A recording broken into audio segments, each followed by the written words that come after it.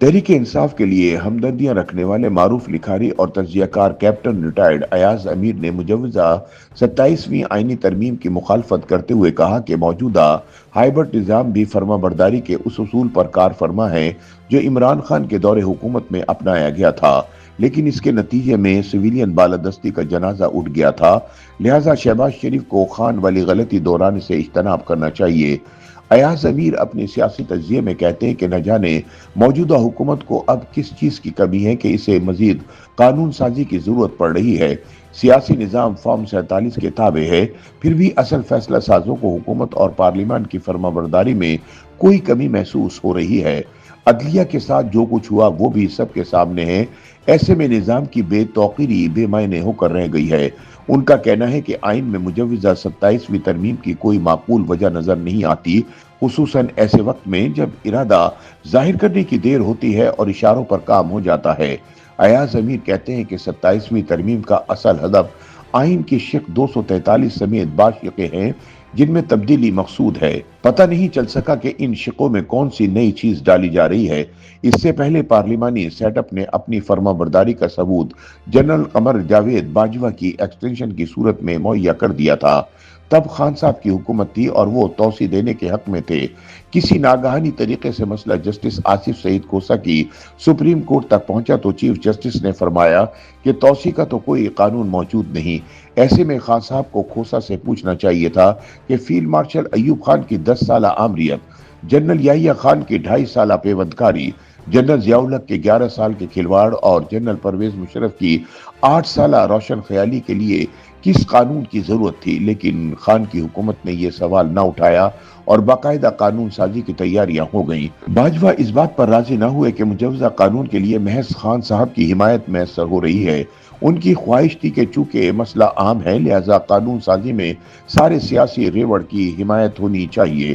پیچھے سے ریشہ دوانیوں کا سلسلہ شروع ہوا تو پارلیمان میں موجود ساری سیاسی پارٹیاں قانون کی حمایت میں کھڑی ہو گئیں۔ ایاز امیر کہتے ہیں کہ جب سیاسی لوگوں کی نفسیات ایسی پتلی ہو تو مزید کسی کو انگوٹھا چھاپ بنانے کا کیا مقصد رہ جاتا ہے۔ اس وقت پاکستان کے تمام سیاسی نظام کا بنیادی اصول فرما برداری ہے، لہٰذا جب ہر طرف مرضی چل رہی ہو تو مزید قانونی اور آئینی ضمانتوں کی ضرورت نہیں رہتی۔ بہرحال ہم کون ہیں انکار کرنے والے، یعنی جو ہمارے بس میں ہے وہ حاضر ہے، ایسے میں ہم تو دعا کر سکتے ہیں۔ ان کا کہنا ہے کہ 1971 کا سانحہ مشرقی پاکستان ہو یا نام نہاد افغان جہاد، وقت کے گاڈ فادر جو کرتے رہے وہی ریاستی پالیسی بنی اور حب الوطنی کے پیمانے بھی انہی پالیسیوں کو دیکھ کر تشکیل پاتے رہے۔ یعنی 1970 کے انتخابات کے نتائج نہ تسلیم کیے گئے اور عوامی لیگ پر چڑھائی ہوئی تو اس وقت تقاضا وہی ٹھہرا۔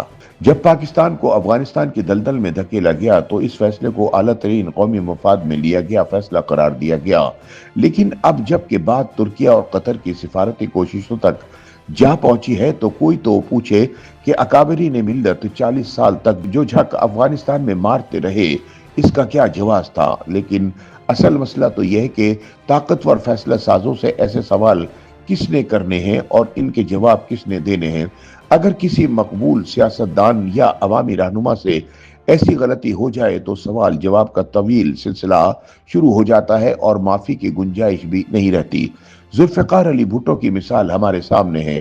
بھٹو کو راستے سے ہٹانا ضروری تھا، اس لیے نہیں کہ انہوں نے کسی کا قتل کرایا تھا بلکہ اس لیے کہ وہ اسٹیبلشمنٹ کے لیے سیاسی خطرہ بن گئے تھے، لہٰذا بھٹو پر ایک جھوٹا مقدمہ قتل درج ہوا۔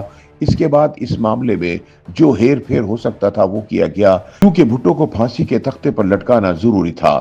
ایاز امیر کہتے ہیں کہ عدلیہ کو بھی دیکھیں اس کا کیا حال ہو چکا ہے۔ 45 سال میں بھٹو کیس کی ریویو پیٹیشن کا فیصلہ سناتے ہوئے تسلیم کیا جاتا ہے کہ فیصلہ سنایا جاتا ہے کہ یہ مقدمہ ٹھیک طریقے سے نہیں چلایا گیا تھا اور پھانسی کا فیصلہ غلط تھا۔